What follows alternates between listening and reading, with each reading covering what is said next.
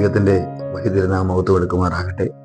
യോഹന്നാൻ സുവിശേഷം 11-44 വാക്യം. മരിച്ചവൻ പുറത്തു വന്നു. അവൻ്റെ കാലും കൈയും ശീലകണോട് കെട്ടിയും മുഖം റുമാലുകൊണ്ട് മൂടിയുമിരുന്നു. അവൻ്റെ കെട്ടഴിപ്പിൽ അവൻ പോകട്ടെ എന്ന് പറഞ്ഞു. പ്രിയപ്പെട്ടവരെ, ലാസറിൻ്റെ ജീവിതത്തോട് ബന്ധപ്പെട്ട്, ലാസറിൻ്റെ ഉയർപ്പിനോട് ബന്ധപ്പെട്ടാണ് ഈ വേദവചനം നമുക്ക് വായിപ്പാൻ ഇടയായി തീർന്നത്.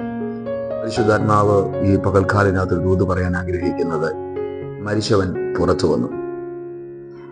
സ്തോത്രം. നമ്മുടെ ജീവിതത്തിൽ പലപ്പോഴും പ്രതീക്ഷയില്ല എന്ന് ചിന്തിച്ചിരുന്ന, നടക്കത്തില്ല എന്ന് കരുതിയിരുന്ന അവൻ ചില വിഷയത്തിനുമേൽ പരിശുദ്ധാത്മാവ് പുറത്തു കൊണ്ടുവരാൻ പോവാണ്. അവൻ മാർത്തയും മറിയയും അവൻ ലാസർ മരിച്ച് ദീനമായി കിടന്നപ്പോഴേ അറിയിച്ചതാണ്. പക്ഷെ കർത്താവ് ഒന്നില്ല, മരിച്ചു. അടക്കിയിട്ട് 4 ദിവസമായി. അവൻ 4-ാം പക്കമാണ് യേശു വരുന്നത്.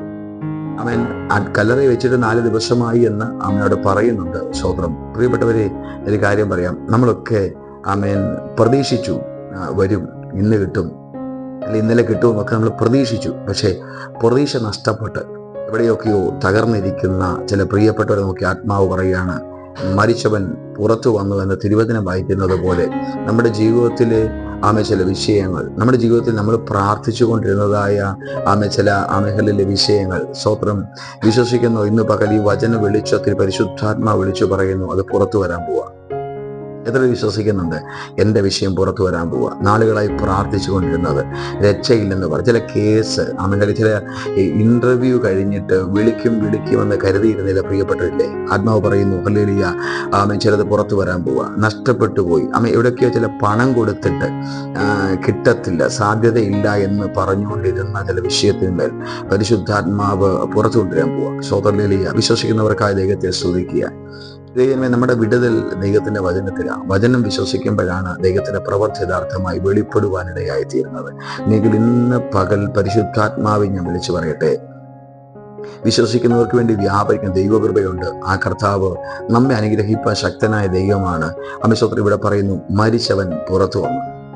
നമുക്കിന്ന് പകൽ നിശ്ചയമായിട്ട് അറിയാം, യേശു വന്നാൽ, യേശു നമ്മുടെ ജീവിതത്തിലുണ്ടെങ്കിൽ, കാലങ്ങൾ കഴിഞ്ഞാലും, ദിവസങ്ങൾ കഴിഞ്ഞാലും, നമ്മുടെ ഡേറ്റുകൾ മാറിയാലും ദൈവം നമുക്ക് വേണ്ടി പ്രവർത്തിപ്പാൻ ശക്തനാണ്.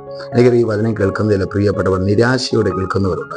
അവരുടെ ആത്മാവ് പറയുന്നത്, മരിച്ചവൻ പുറത്തു വന്നു, മരിച്ചവൻ പുറത്തു വന്നു. നമുക്ക് വിശ്വസിക്കാം, ദൈവത്തിൽ ആശ്രയിക്കാം. പുറത്തു വന്നു.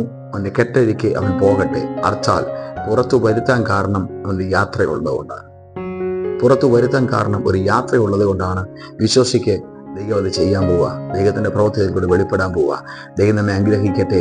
മരിച്ച ലാസറിനെ ദൈവം പുറത്തു കൊണ്ടുവന്ന് അവൻ്റെ കെട്ടഴിച്ച് അവനെ പുറത്തു വിട്ടതുപോലെ നമ്മുടെ വിഷയങ്ങൾ ദൈവം എഴുന്നേൽപ്പിച്ചിട്ട്, അല്ലെങ്കിൽ ചില പഠന വിഷയങ്ങൾ, ചില ജോലി വിഷയങ്ങൾ, അല്ലെങ്കിൽ ചില സാമ്പത്തിക വിഷയങ്ങളൊക്കെ ദൈവം പുറത്തു കൊണ്ടുവരാൻ പോവുക. ദൈവപുത്രൻ ഉണ്ടാകട്ടെ. വിശ്വസിക്കാം, ഏറ്റെടുക്കാൻ നമുക്ക് പ്രാർത്ഥിക്കാം. നല്ല കർത്താവേ, ഞങ്ങളുടെ ശ്രദ്ധ പിതാവേ, നല്ല പകലിനായി സ്തോത്രം ചെയ്യാം. ഈ പകൽ ദൈവം പരിപാലിക്കണം. അങ്ങയുടെ കൃപ അങ്ങ് പകരണമേ നാഥ. അങ്ങയുടെ സാന്നിധ്യം വെളിപ്പെട്ട് എല്ലാവരെയും അനുഗ്രഹിക്കണമേ കർത്താവേ. ദൈവത്തെ സമർപ്പിക്കുന്നു. അനുഗ്രഹിക്കുന്നത് കൊണ്ട് സ്തോത്രം. മുഴുമഹത്വം ദൈവത്തിന് യേശുവിൻ നാമത്തിൽ തന്നെ.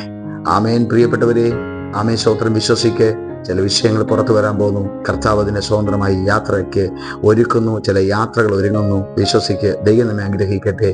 എല്ലാവരെയും മാനിക്കുമാറാകട്ടെ. God bless you all. ദൈവത്തിന്റെ കൃപയാൽ നടക്കട്ടെ.